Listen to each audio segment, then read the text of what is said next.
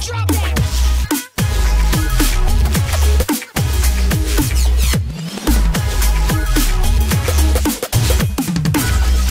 Safe, my name is Wangtum and welcome back to my channel. Today we are joined with Greenskull and I'm going to be interviewing him about his YouTube life. So say hello, tell us a little bit about yourself. Hello, I'm Greenskull. I run the channel youtube.com/readyuplive and youtube.com/Greenskull, which is actually something I just claimed. And it's funny because I probably, everything would have maybe been different had my first YouTube channel been youtube.com/Greenskull. But it was taken back in the day, so I never had it until recently. I managed to claim it because it was like an unused, it was deleted, and I couldn't get it. But like, I managed to get it, so now I'm using that as like my new channel. And I don't know, but anywho, yeah. So hang on, wait, you stole the name Greenskull then? Because somebody already had it. No way, man. You could take a look. I happen to have 11 years on Xbox Live, so I am OG, and I came up with it. I came up with Greenskull when I was 7 years old, so I highly doubt. Nice. Someone could top that. Someone saw your gamer tag and thought, I know. Yeah, someone was like standing outside my window when I was setting up my Xbox Live account. They're like, "Oh, brilliant!" and they ran off and made a YouTube channel before YouTube existed. They just had it ready. He's gonna make a YouTube channel someday. There's gonna be a video service, and I'm gonna take Greenskull. So, what got you into Halo then? And well, more specifically, Halo YouTubing. Yeah. Well, Halo. It's funny. I got the original Xbox. I said like 11 years have been on live, so I had the original Xbox like a month after it came out, and my first game was Halo. And I was a big first-person shooter guy. I grew up on first-person shooters, like everything really, from like the birth of first-person shooters. And I think I don't even know if I saw a screenshot. It might have been like 1 or 2 screenshots on like their simple Xbox.com site for this game called Halo. And I'm like, this sounds super rad. I'm down for this. It's a first-person shooter. I'm in. Yeah. And then sure enough, you know, it's Halo. I don't think I need to explain how great it was when I played it, right? Like it was, it was awesome. And so, you know, it went from there. And then I started making some stuff just for fun, really, on like a capture card. And I made stuff way back in the day that like doesn't even exist anymore, unfortunately. But like Halo 2, Machinima and stuff. And I was in the community a little bit back then, but no one really knew of me. And then it was actually Bungie started promoting some of my stuff. I just like asked them, or like, you know, sent them an email or whatever, like, hey, can you guys like throw this up, whatever. And sure enough, nice. Yeah, they started doing it way back when, and I was like, it was early days of Halo 3, and I was like, whoa, like I got hits, I got like 10,000 hits, like this is crazy. And then I just kind of went from there. So honestly, Bungie played a big part of that. Yeah, nice. That's really nice of them. Yeah. So so what, you started with Machinimas then? What was that about? What was your first Machinima? Yeah, well, I don't know. It's hard to say if that was like how I started. That's like the little lesser known thing about me. It was back on, I don't know if you ever went to High Impact Halo. Do you remember that site at all? It was like, I don't think it even exists anymore. It went down, unfortunately. But it was like, it was this glitch site. It was like a glitching, modding, just a mainly glitching community. And like Bungie even like referenced them a few times when like whenever they were talking, I think they were talking about Halo 3 or something, like they're talking about Halo 3. They're talking about like there was like a mountain in the background, and they said something like you know, you can't actually go there, but with some high impact shenanigans, you could get there, right? And it's like they knew, you know, they were a pretty big site, and I was a member of the forums there. Like that was my big first interaction with the Halo community. No one really knew about me back then, kind of thing, or anything. But I just made, back when you could just make anything and people would watch it anyway. So I just made, you know, some Easter eggs. I discovered some Easter eggs back then. Nice. Yeah, made some videos and stuff, and no one really knew about it. And then so that wasn't. I really don't consider that my origin as much as that really helped get me going, like help me, I don't know, just find my footing and figure out what I like to do. So you built it from the, you know, just little bits and bobs, and then you kind of found your flow of what you actually like doing within the Halo videos. Then is that what it was? I mean, even still, I don't know what I do. Right, it's really hard for me to say like, you know, I'm that speed runner or that glitcher, right? Like I don't know what I do, because I even did one of the things that made me so big a couple of years ago was Halo 4 news. That was a big thing most people knew me from, and then I stopped doing that, and then I just jumped around. Like I got bored of that kind of, and I just do what I want. So I don't know how sustainable that is really, but I'm glad at least people still watch me and appreciate that, because whatever I feel like doing. Like I just get these motivations and I get bored of things and I just flip flop around and do different stuff. Well, in cases like that, that means the subscribers are subscribed for the personality and not specifically the games. And that's a really good thing. And that's what YouTubers really need to aspire to be. So, you know, well done, mate. Really well done. So what is it? What's your drive to go and make a video, to like wake up in the morning, say, you know what, I'm going to make a video? Or, you know, do you get inspiration from, inside or outside elements from the outside world? What's your kind of like process of, you know, of going to make some content? Yeah, it's a weird one for me, because a lot of the time it is like I'm honestly, half the interesting videos I make, I'm just like in the shower, just like, oh wow, you know, shower thought, that's I should do this video. Honestly, I don't even know how to answer that question, to be honest, because it's hard to find that, like, there's nothing for me that was like, oh, you know, that's that, you know, I do it for my mom, man, you know, that's why I get up every day, make my videos, right? Like I don't even know. It's just something I enjoy doing. Like, well, it is my job. Like let's put that on the table. I'm not gonna deny that like I need to do this to continue eating. And living. Okay. Yeah, but it is, you know, it's just the passion for it. Like it's again. I was gonna say, is there like a real passion behind it? Oh, absolutely. Like, I mean, considering I did start so many years ago, and like a lot of people. Oh yeah, of course. It would probably be different if I was that guy that, you know, I'm not going to name names, but there are a lot of people that I'm almost envious. I'm very envious of those people that can just right away, you know, within under a year, start up a channel and just make it big overnight. And definitely, that wasn't me, man. I've been around forever, and a lot of people don't even know that, but I actually have a video on my channel that's like my channel trailer right now. That's my 100,000 subscriber video, and it's just, I actually go back. I have seen that. Yeah, I go back to 2006. I go back to 2006, little clips, little bits and bobs from way back then, and I've been around forever. I really have. I've been just creating content, owning websites, and, you know, hosting tournaments, doing everything since the beginning of time, it feels like, for me. So it was a really long game for me, and at least I like to think I have that kind of credibility to me, that I have been around a long time. But I am truly envious of the people that would just, you know, overnight success. The thing is behind that, with people that are in your position who have like spent a long time at it, that means they've got more experience, you know, doing stuff that you've learned more lessons than the people that obviously haven't, you know, spent as much time as you. Because you could go from no subscribers to 100,000 in a week, but they wouldn't learn any real lessons, you know, of doing stuff wrong towards their subscribers or yourself. But people like you know what you're doing, and you've found out, you know, in some cases, everybody finds out the hard way if they do stuff wrong. Yeah, and you find out what people like about you, and you found obviously yourself. Yeah. I mean, I've definitely done more wrong than right. That's for sure. I can just go off on all these things that I dropped the ball on, that I mainly because, like I mentioned before, that I just get bored of things, and I wish I didn't. Like I wish I could just, you know, be in it for the money or for the numbers or for the whatever, and just keep cranking out this content. Like for instance, I did Minecraft show called Best Minecraft Seeds for a while. That was my most successful series ever. Every video got hundreds of thousands of views, and it's, looking back, I'm still kicking myself. I'm like, I should have kept doing that and kept it going and just kept that momentum, and it would have been huge by now, I think, because it was just insane. But I just got bored of it. Like that was my big thing, is like I was just lost interest, and it was a lot of work, and I'm just like you know, I just want to express myself in different ways, and like I don't know, I feel like those musical artists that everyone loves their first album, but only like a few like their next stuff because they just changed their ways. But that's understandable, man. It's really understandable.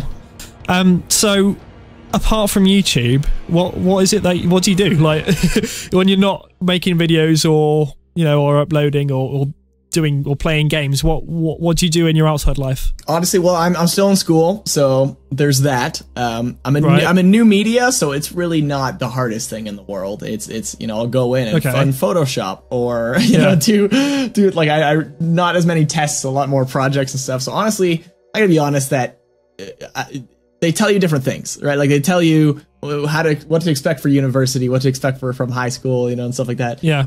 And I've had more free time in university than I have in my life, so that's saying something. But you know, you have all these other adult things to do, like, you know, taxes and all that crap. But but so it's hard. I can't sit here, lie through my teeth, and be like, you know, I'm I got a lot of schoolwork to do, because it's honestly, it's what takes up more of my time rather than school is more social things, right? Is more, you're now in this environment where you're surrounded by more friends and more opportunities to just, go get drunk with buddies, right? Like just go out to the bar, and like, it's so hard to resist when you live with roommates and they're all, you just, especially me, my hours are completely backwards, and I'll wake up, as you are aware by our Skype chats here, where I'm talking to you at like 5 a.m. or whatever, but like, I'll wake up in the afternoon to like a little mini party going on in my house, and I'll be like, what is, what's going on, right? Like, I can't, it's hard for me to just be like, sorry guys, I gotta stay in my room and work, right? Like, that's incredibly difficult to do when there's all these outside forces going like, oh, come out partying with us. And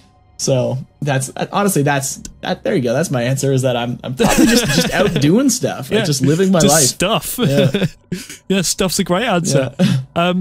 What's the highlight of your career? What's the thing that you've made yourself like really proud of yourself? What stands out, do you think? From it all? So I haven't actually told this publicly, so I think this will be a first right here. Oh, yeah, it's a good one. Yeah, it's exclusive. I consider the number one moment of my career would be okay, it's gonna be a little bit of a long story, so get comfortable. I'm gonna try to. It's a good one though. So last PAX Prime, there was a bungee party, and it was this really cool party, and it was on the rooftop of the Hard Rock Cafe in Seattle, and it was just nice up there, and there was like all this fire going up there to like keep people warm when it got darker, and like. It was, I just felt out of place, considering I'm looking around, like, the guys that were there were Rooster Teeth, Bungie. Jesus. Yeah, like, it was crazy. And there was like a certain allotted amount of people and stuff. And it was I couldn't believe I was there, to be honest. Like, it was just nuts, these people I'm surrounded with. And just, just hanging out and chatting with Jack and Gavin and just drinking with these people. It was super surreal. Like, I love that though. Like, that's when I'm in my primes, just talking to people, just having a beer and just getting to know anyone, no matter who they are, no matter if they work for Rooster Teeth, whatever. Like, I just love talking to people. So, I hit it off with a lot of people. I had a good time up there, and it was great. I was having a great time. And, as I mentioned earlier, I don't get starstruck. Just because as growing up in this thing, I used to be, right? I remember, like from that 100K video, Major Nelson talked about me in his podcast and stuff, because I met him, and I remember my dad had to like introduce me to Major Nelson, because I'm like, this is like my hero, Major Nelson. Like, I don't even know what to say. And he was my hero, and all my heroes have always been these gaming people, be like, whether it be Rooster Teeth or like who others people, just, Major Nelson, Bill Gates, right? Just cool people like that. And just meeting these people that have been my idols forever, and just so young meeting these people, and I always have. So that's very early on. I lost that, like, oh my god, you're my idol thing. I don't get that anymore. It's because I became so used to meeting these people, and it's just I'm super grateful for it, and I love it. But I just don't have that anymore. Jealous. Yeah. Incredibly jealous. However, Marty O'Donnell was at this party. Oh no! Yeah, and I was like, oh, you're gonna met him as well. I was like, that's Marty O'Donnell, right? And I don't know if you've ever been in the same room as an actual rock star, or like maybe a famous sports athlete or anything like that, but they omit this aura. They have this vibe. You can tell that everyone in the room is looking at them. You feel it. Like, it's so hard to describe if no one's ever experienced that, but it's that everyone knows who he's talking to, where he is. It's crazy. But he's there, and I'm like, whoa, right? Like, that's Marty O'Donnell is at this party, and this isn't a big party, right? Like, it's on the rooftop. There's like 100, 200, I think 100 people maybe. Like, it wasn't a ton of people, and it was like, oh man, like, he's here, man. Like, I don't even know what to do. And I knew, I just kind of talked to myself internally. I'm like, all right, Marty's here, and I'm just going to tell people I went to a party with Marty O'Donnell, and that's going to be like the best story of my life, right? Like, I went to a party with Marty O'Donnell, and that's awesome. And so that was cool enough for me. That was enough for me. I didn't even want to approach him, because I wouldn't know what to say. And even though that's not like me, but it's Marty O'Donnell, right? Like, whoa. And so he's sitting on this couch, kind of across from me. It was kind of like a square of couches, and he's just across from me. He's having a beer, and he's talking to some guy, and I'm just hanging out. And like, I think my buddy left, so I was just kind of sitting there, just alone for like a second, just like having a beer. And then Marty's friend also stands up and leaves to go do something. So me and Marty are both sitting here across from each other, not everyone beside me, and he looks at me and he points at me, and I'm like, right? Like, I'm like, oh my god, like, what? Why is Marty O'Donnell pointing at me, right? And he's like, I know you. And I'm like, what? So I stand up and I just go over and I sit beside him, like holding my beer and everything. He's like, yeah, you're that video guy. You're the video guy on YouTube. Yeah, I watch your videos. I'm like, just like, what? you know, just head explosion, right? Like, I'm just like, what did you just say? He's like, yeah, like you, I knew I recognized you from somewhere. You made some Destiny videos. You make some stuff on YouTube. Yeah. And I'm like, no way. And so he went on to explain that, like, he's like, yeah, you know, sometimes I'll wake up or whatever and I'll flip through my phone and maybe I'll watch some of your videos or something like that. And then maybe sometimes I'll go back to bed or what, you know, and I'm like, there's no way I'm hearing this right now. Right. Like, I'm like, yeah, God. This is insane. I can't believe. Yeah. What? Marty O'Donnell. Like, I couldn't even believe that. And so like, we just had a good chat and we were just talking about like what he likes about my videos and stuff. And I'm just like, this isn't even just happening right now, man. Like, that's incredible. Yeah, this is just insane. And then so I found a reason to leave personally because I'm like, I didn't even know what to do, man. Like, I'm just like, all right, you know, like we'll have a good time at the party and like I cheers and whatever. And just like we cracked a joke and like, and I just remember that like, you know, because I just like, you know, interacting with people and stuff. But I remember making him laugh at something I said was such a reward for me. I'm like, oh my God, I made Marty O'Donnell laugh, right? Like, this is, oh man, I must be like a comedic genius, right? Like, it's just that feeling, right? Like, because it's Marty O'Donnell, right? But like, I'm just walking away and just going like, wow. And for the rest of the party, everyone is just like, hey, I saw you talking to Marty, right? Like, they just know, right? They were aware. Everyone was just, that aura was true, that people just knew who he was talking to, and they knew I was talking to him. Like, oh. You were just buzzing. Yeah, just like, so that was, I definitely consider that. And while there's just been, honestly, way too many moments that I'm just like insanely grateful for, that's probably my number one, like, freak out moment that I'm just like insanely proud of. But like a few moments here and there. I mean, the Forward Unto Dawn set thing was definitely up there in terms of like fandom galore, like just meeting the real Master Chief and like that kind of stuff was just crazy. He's massive, isn't he? He's like crazy tall. Oh my God, yeah. Like when he walked in, like we weren't supposed to, we didn't know he was going to be there because we were filming the cafeteria scene from Forward Unto Dawn, and like he's not in those shots, so we were like, you know, we didn't expect to meet him, and then I was like, we have a surprise for you, and sure enough, just like comes clomping in this huge guy, and it's just like just shaking Master Chief's hand, right, like the real Master Chief, and his hand could just crush you, right? Like it was just this. I barely even wrapped around his hand. It's just the most intimidating thing, and it's hard to describe. And Jessica Shea, BS Angel, always tells the story of we were walking to take pictures with him or something, and he was walking behind us. And it felt like a tank was behind us. Like she always tells the story too, that it literally felt like just this clomping, but you know, he's like 8 feet tall or whatever. And it's just this huge thing behind you. And you're just like, if I stopped, I would just be dead because he would just step on me. Like it was crazy. Yeah. So Forward Unto Dawn set in terms of Halo is up there, but I mean, Marty O'Donnell just, blows my mind. I think Marty O'Donnell would be the one I'd appreciate most to meet because, I don't know. This is very. I've never said this to anyone, but last year I took some time off YouTube because I went a bit mental, really. Yeah. And my life kind of caught up to me, and I was kind of in denial about a lot of things. Mm-hmm. And then the reason why I kind of stopped doing YouTube, I just became emotionally unstable. Mm-hmm. And towards the end of that, I just for about maybe 2 or 3 months, I had every single Halo bit of music on soundtrack. Just that's all I listened to. Awesome, yeah. And that brought me out of my depression. Mm-hmm. So, well, I mean, the good news is that everyone who does YouTube is already a little crazy. Yeah, we're all like that. Yeah. I mean, there was good crazy, but that was my bad crazy. But if I did meet Marty O'Donnell, I'd just like to tell him like, thank you. Yeah, for sure. Because he dug me out of a dark hole, and that's why I'm incredibly jealous. Yeah, it's crazy that people like that have that impact, right? And it's like I don't know. Yeah. I don't know if he remembers that, right? Like that's something to think about. Like this super important guy. Was that something he'll remember? Like this discussion we even had, right? Like it was just this silly little thing, right? Like I don't even know. But like for me, like I wonder if he realizes the impact he has on someone like you or someone like me, that like that one discussion just changes everything, right? Like that that soundtrack he made changes so much. I don't know if he knows that, right? Yeah, mate. I don't know. It's just absolutely inspiring. Mm-hmm. So who would your role models be from all that? I mean, would it be what are the things that drive you as a person? Yeah. Do you think? That's an interesting one, honestly. Whenever I get questions like this, I've always struggled to have a traditional answer or even a real answer. And it's funny, I've always kind of felt out of place whenever I had like, there was some kind of a emotional thing. You know, like I can give an example that I don't even know how to phrase this one, but we did this one thing in school way back when, where it was called like challenge day or something and we had to like, we all sat around and it was just like a super emotional day where people just shared things. Like it was just like you know, you could sign up for it or not. Like, but it was actually pretty interesting just hearing all these people's stories and stuff. But it's like, I realized when we got around to me, everyone's like, you know, share your deepest things, right? Or whatever. And it's just like me, I'm just like, I got nothing.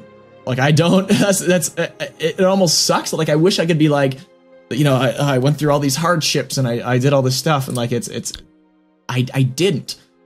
So honestly, and it sucks in a really weird way that like, you know, people would even just, you know, kill to never have a problem really. But like I just feel awkward talking about that. You know what I mean? That I'm just like, I mean, I don't know. I've honestly, I'm very thankful that I've had a very privileged life, that I've been very fortunate, that I've tried as much as possible to take advantages of the other things that have been given to me. You know, I've gone to school but like, it's, you know, I don't have that crazy story of, and I have a friend who, actually was like homeless for a while and like, oh wow. And then he managed to make like this big business and now he's making just a ton of money. And like, just hearing stories like that, I'm just like, that's so inspiring. And I don't have that same effect because I don't, you know, I just did something, right? Like I don't have any crazy stories. Like I don't even know how to answer, you know, what inspires me. It's just video games, man. Like it's just something I've loved, and I've always wanted to do more than just be a gamer, just be the player, right? I've always wanted to be a part of a community, to make a name for myself and actually like influence things and be part of something more.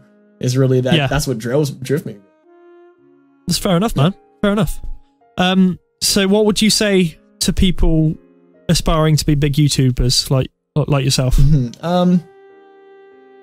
Well, first of all, if you really want to do it, have financial backing in some way. Like it's, and even at my level, which I still don't, some people consider massive, I don't think is that big yet. There's hard months and stuff, and like, and even though it's my job, it's not paying a ton. I mean, I'll get a lot of free stuff, which is great and all, but you know, it only barely pays the bills some months. So if that, like, it's tough months quite often. So without, you know, my parents being able to back me, being like, you know, I need an extra couple $100 to like get some food and stuff, and like without maybe a second job or something on the side, some way for people to actually afford to do this job, because you're just, I'm sorry, like, this, not being realistic, you're not going to just make it overnight. Like, that doesn't happen to many people. Do you think it's better to not prioritize Halo as a primary source of income?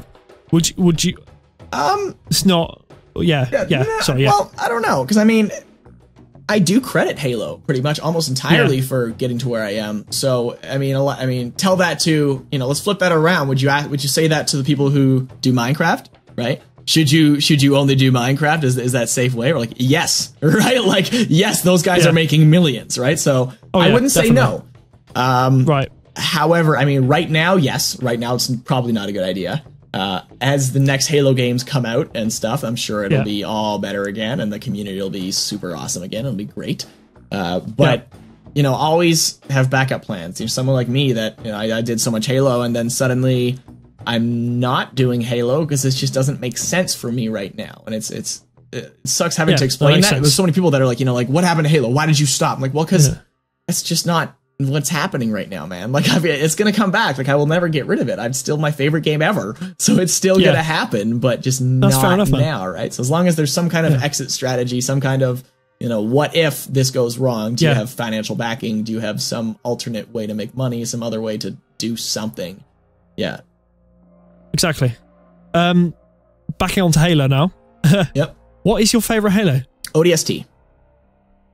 You know what? You are like the first person who's ever given me that answer. You should literally. You should check out ReadyUpLive.com. It's a pretty unanimous around those parts about our love for ODST. it's funny that all the tiffs we've gotten into with different kind of communities and stuff, we're very, I don't want to say casual, because it's almost that negative thing, because we're all over the place. Like, we have guys that are super competitive and like just really hardcore, and we have like guys who are just super chill, and like people don't even play Halo, but like a lot of us, almost all of us, are just ODST guys, because we like it for the art of it. Like, we love the fact that it was, and it's very obvious that something with Bungie, for instance, that they just cranked out Reach, and it was just like they had to get it out, and there wasn't as much love in it. It was just something they had to make. Where if you look at something like ODST, and even look at the vid docs for ODST, go back and watch them again and see them explaining, and everyone quotes what if the phones rang? Like, it's funny how he says that, because he's so excited about this simple idea. What if the phones rang? The phone right? ringing. Because it's this totally like, look, if we could do anything we wanted with Halo, what would we do?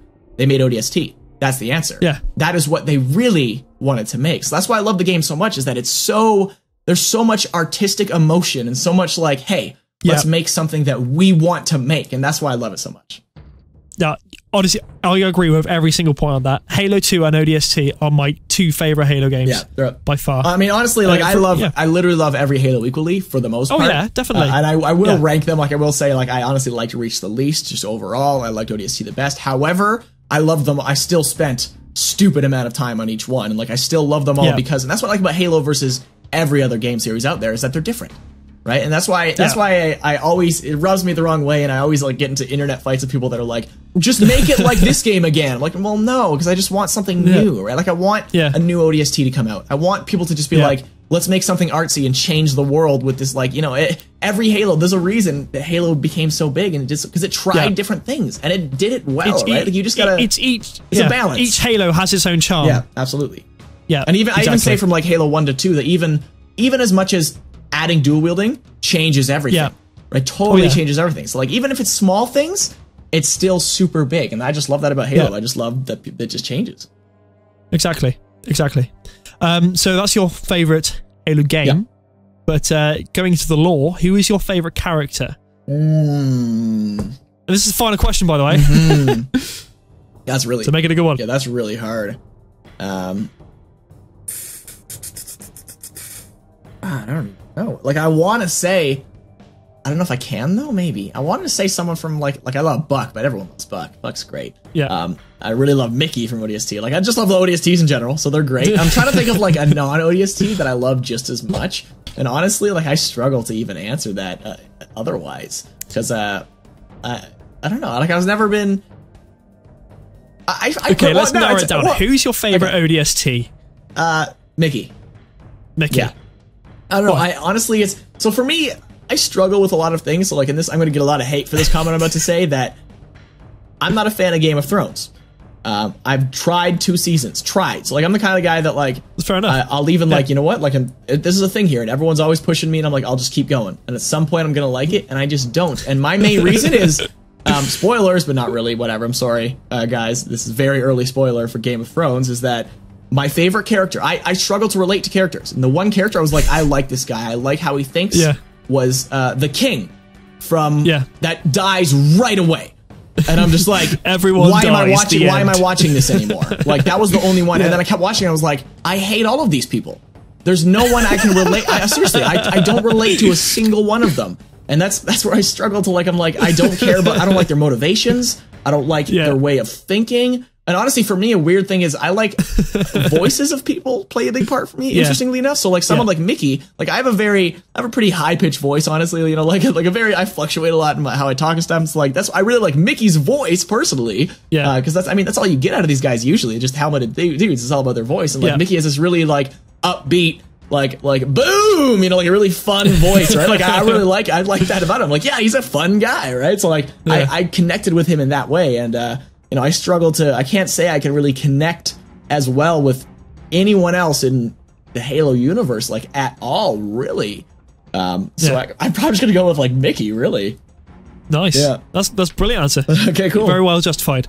So, honestly, thank you for doing this with me. It's been an absolute pleasure. Yeah, dude. Thanks for having me on. So, yeah, thank you for being on my channel and for talking to my subscribers. Yes. I hope you all enjoyed the show, peeps. Have you got anything else you want to say? My favorite ice cream is cookie dough. You know what? My favorite ice cream is cookie dough too. Dude, we're made for each other. We are. Okay. So thank you all guys for watching So Safe. My name is Wang Time. I love you long time, and I'll see you next time. Ta-da.